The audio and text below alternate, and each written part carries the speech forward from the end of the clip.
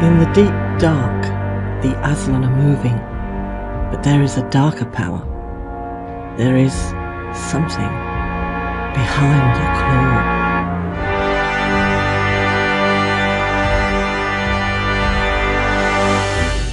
Welcome to episode 27 of the Behind the Claw podcast, a show for fans of the classic Traveller RPG. I'm Felbrick Napoleon Herriot. Let's start the show by taking a look in the email vault. Sylvain has got back in touch, as I misunderstood his question about science last time, and he has raised an interesting point. He says that much fiction is focused around a scientific principle or discovery. I guess an example might be the time dilation as we saw it in the movie Interstellar. I haven't actually used that kind of scientific twist in my games, but I have in a campaign used advanced Aslan robotics and psionic control of those robots, which formed a central theme for the party as the Aslan invasion progressed. The details of it were not too technical, but the fact that it worked gave a great MacGuffin that the players could latch onto and enjoyed playing with. And Lance has got in touch with a shocking story.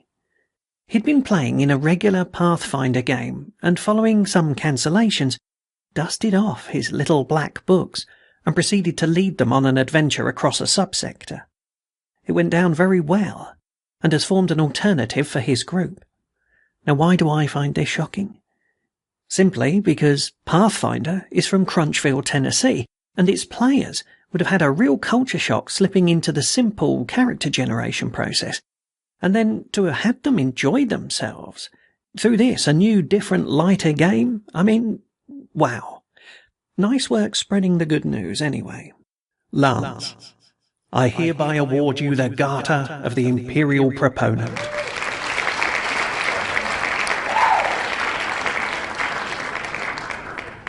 Now, on to the first segment.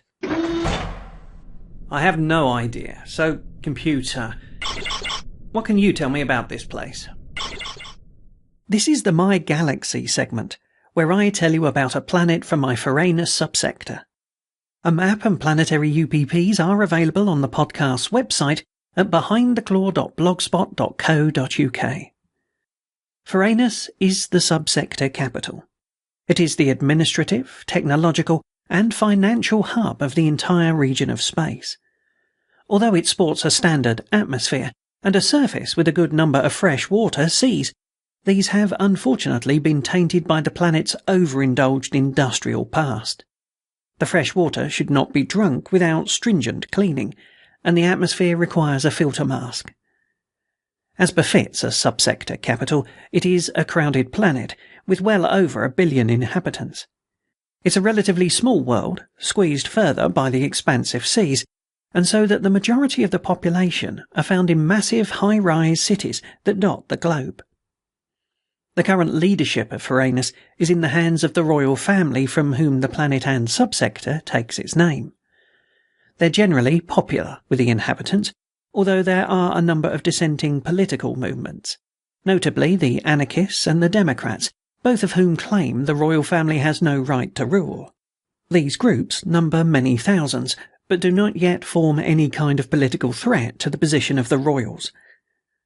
The royal family rules via an extensive and rather insidious administration that tightly controls much of the population's life from birth to death.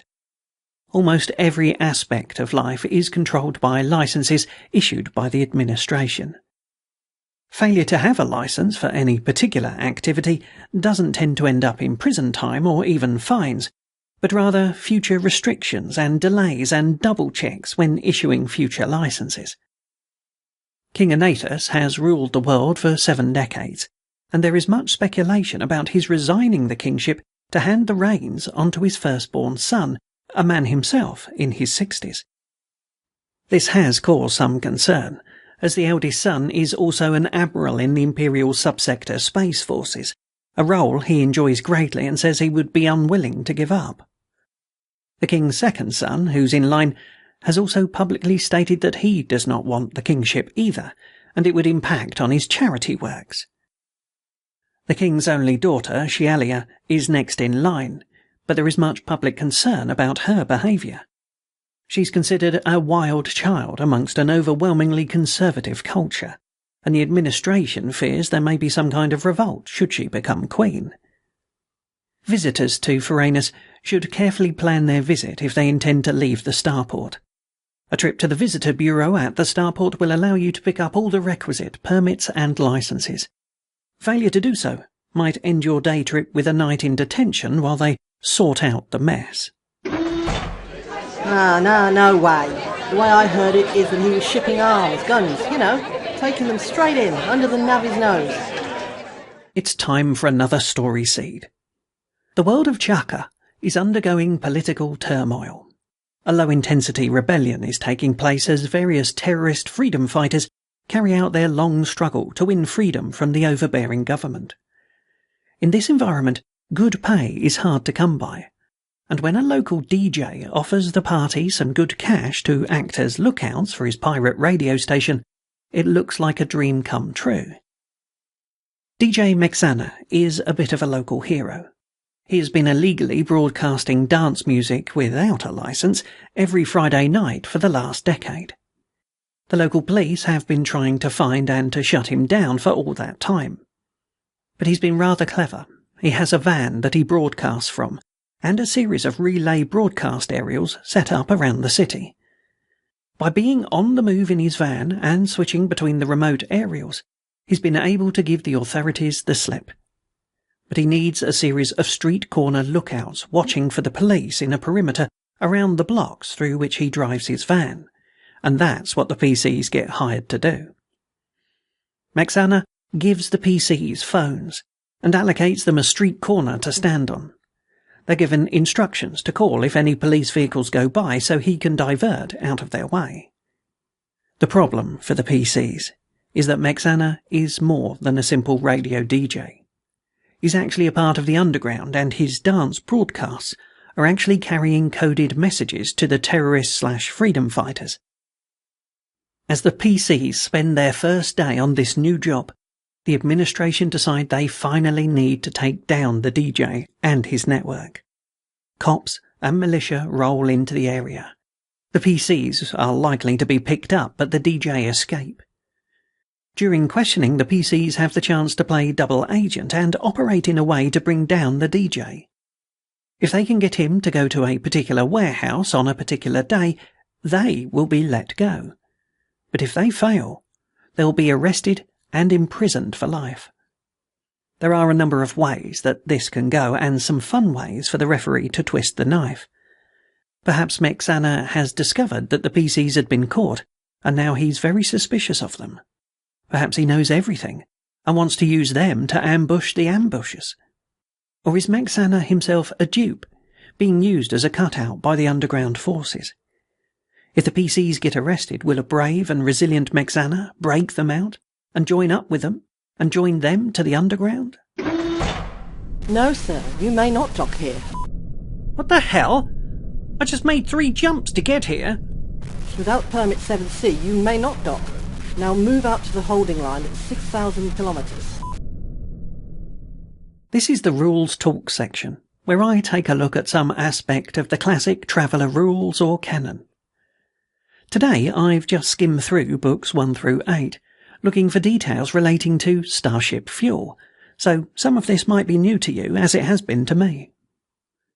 Basically, starship fuel is hydrogen, which can be brought in 2 basic states, either refined or unrefined. Refined fuel is much more expensive and runs around 500 credits per ton. A ship's captain is a fool who uses unrefined fuel. It risks breaking the engines mid-jump, or causing a misjump that might throw the ship far out into the void beyond any chance of rescue. Ships can be built with refineries on board that can refine fuel before it's used, and thus avoid the huge extra cost of buying it already refined. I note that ships with aerodynamic hulls are also assumed to have fuel scoops that allow them to skim unrefined fuel from the atmosphere of gas giants. However, the rules don't say that they are assumed to have refineries too. So I guess the idea is that a captain would only use those scoops if absolutely necessary, or he'd fit a refinery to make the best use of them. If you were so bold as to risk raw, unrefined fuel, you're going to have to spend a week in dock with the engineers in order to flush the unrefined fuel out of the machinery. Docking fees and engineering assistance to do this is going to be pretty expensive. I also note that fuel is used to run power plants, the main jump drive and, of course, the maneuver drive on board ship, although I have to admit in my games I ignore everything but main jump drive usage. I found it interesting that the combat rules suggest a hit on fuel loses around 20 tons of fuel, so this hints that the fuel is stored generally in 20-ton compartments or bladders. So if you're using fuel bladders in the cargo bay, then you should assume they come in 20-ton denominations. Fuel can also be placed in drop tanks attached to the outside of the ship, but carrying these increases the mass of your ship and will have a corresponding reduction in jump capability. Next, the rules also state that a ship can land in water and open the cocks to flood the fuel tanks with water, which can be refined into fuel, or used as unrefined. The rules don't state the following, but some basic science advises this thought. Water is H2O, meaning 1 hydrogen and 2 oxygen. So 100 tons of water would only give you 33 tons of fuel if it's refined. I'd also suggest that if you use the water as fuel, you'll only get 1/3 of the jump capability too. I couldn't find anything definitive about fuel refining. Is that something you have to wait for, or can it be done as you go while you're in jump?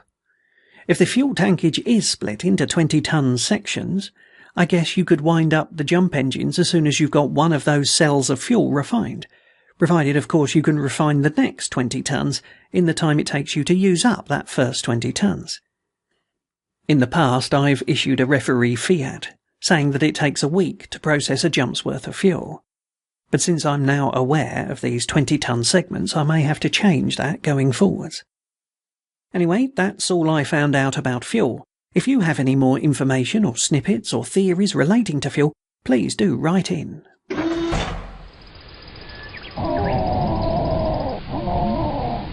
Did you hear that? What the hell do you think it is? Is it dangerous? This is the Creature Catalogue, where I tell you about one of the alien creatures that can be found in and around the Imperium. The Curite lives on the populated world of Havenstein, which is a planet with an unbreathable and dense atmosphere. This high pressure allows this large flyer to support its bulk in flight, which wouldn't be possible in a standard atmosphere. A full-grown Curite can weigh as much as 40 pounds and have a wingspan of 30 feet. It has a long body that tapers to its prehensile tail, which is armed with a thrusting bony point. Its head is supported by a long neck that allows its head to reach around almost to the base of its tail.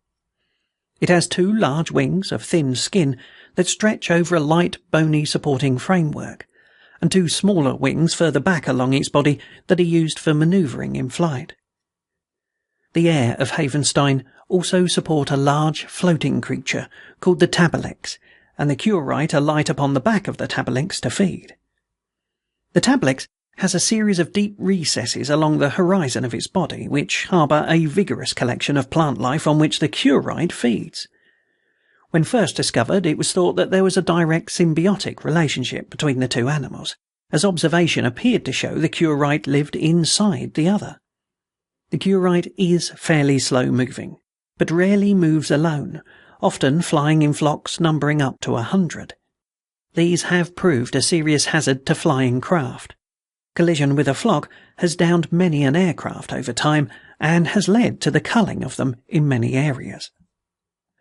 The Curite gives birth to live young in ground nests, and the Reitlings, as they are known, rely on the parent birds for about 2 months before being able to fly. During this time, it's not unknown for the adults to fly upwards to 150 miles in search of the nearest Tabalix on which to feed. By nesting in groups, the adults share protection of the nesting area and allow each other to leave in search of sustenance. The Reitlings themselves have proved to be a tasty food source, although the flesh is thought distasteful once the animal reaches adulthood. capturing the Reitlings has become a rite of passage amongst the young men of Havenstein. No child is considered a man until they have raided a group of nests. This is a difficult and dangerous task, as the adult Curite are very aggressive in protecting their young and present a very dangerous adversary. There have been a number of deaths attributed to Curite attack, with the victim's death caused by serious puncture wounds from the Curite tails. So I'm here. Why don't you tell me why you called?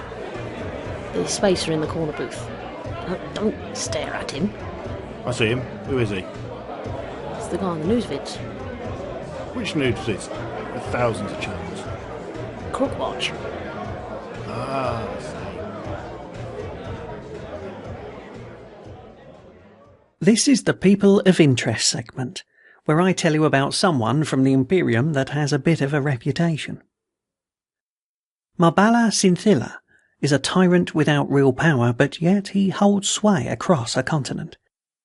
Marbala is the younger brother of Kith Synthilla, and it's this relationship that gives the younger man his assumed power. His elder brother, Kith, is described by the government as an underworld criminal that runs a series of illegal rackets across the world. He's been accused of everything from simple racketeering, drugs running, and protection rackets, through to extortion against major corporates. One of the highest profile cases brought against him claimed that he'd been threatening various large communication companies with damage against their orbital satellite networks and the relay stations that transferred trade data out to the popular jump points. This case was eventually dropped after some of the witnesses disappeared. This led to some speculation that they'd been killed by Kith, a rumour that he later scotched by broadcasting video of the missing witnesses who had suddenly and without warning moved home to another nearby system, where they found themselves employed and well paid. It is without doubt that Kith is a very successful businessman, and that is the likelier product of the social situation of the Gugal system. The power of the government has been weakening over the last century as more and more of the powers that it used to enforce have been devolved on civilian and private entities. What the government called protection, Kith would describe as private policing. Indeed, this seems to be the accepted opinion of Kith's businesses across the board. His reputation and perceived extra-legal practices have allowed his younger brother Marbala to create his own unsavoury reputation. By all quietly whispered accounts, Marbala has an unsavoury and threatening countenance, and an attitude to match. He's been arrested 7 times, 3 of which where he was accused of murder. But in each case, he's walked shortly after arrest. These arrests actually seem to have emboldened Marbala and aggravated the violent side of his behaviour. His freedom is undoubtedly due to his brother's influence in some respect, but Marbala has a wide-thrown net of underground operatives of his own, who have been known to rough up or to disappear witnesses. It's not known publicly, at least, what Kith's opinion of Marbala's behaviour is, but considering that he keeps such a tight rein on his own men, it's not thought to be favourable. While both brothers have used intimidation, it seems that Marbala's brand is more thuggish, less subtle, and more direct. People know to clear the street when Marbala's air car rolls along. Is the younger man rebelling against his brother, or merely trying to outshine him? The answer is not known, but the word on the street is that Marbala is bad work and has protection that can't be ignored. Thanks for the trade, Tuchel. It was a pleasure doing business with you. So long, sucker. And so we've reached the end game. I'd like to tell you that I've collected the audio from the podcast relating to the Tercesso subsector and crafted it into an audiobook that you can download from audible.com. So if you fancy listening to an entire subsector, not sullied by the other segments from the show, take a look at Audible. Search for subsector, one word, and you'll find it. Once again, and as usual, if you have any thoughts, suggestions, questions, segment items, or stories, send them in to behindtheclaw@outlook.com.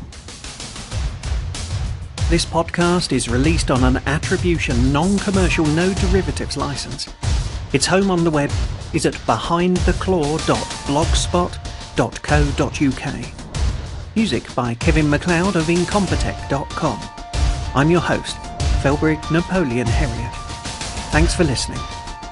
Prepare for jump.